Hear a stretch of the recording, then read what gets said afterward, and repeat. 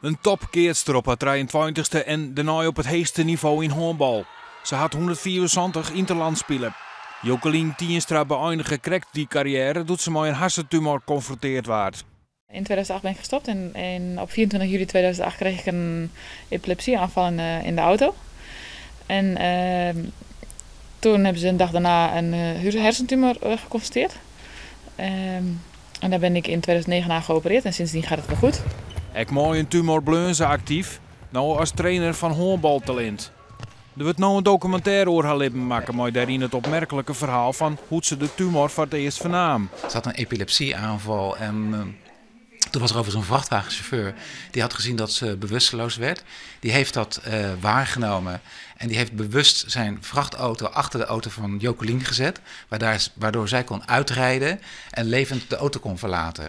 Toen is ze naar het ziekenhuis gebracht in Emmerich en daar bleek dat ze een hersentumor had. En nou ja, vervolgens is daar heel veel omheen gebeurd en daar willen wij de film omheen gaan maken. Ze kregen de ongeval op de autobaan bij Emmerich. Ze wennen het terug in het Duitse Xanten. Jokelien wil graag de chauffeur achterheljen. Het winnen alle gedachten een Nederlander. Ik heb helemaal geen informatie, want het was een eenzijdig ongeluk. Dus ook de politie van Oberhausen en zo, die hebben allemaal geen informatie meer. En ik zoek deze man omdat ik hem graag in de film wil hebben. Maar ook, het is eigenlijk een beschermengel voor mij. En ik wil hem graag bedanken voor dat wat hij toen voor mij heeft gedaan.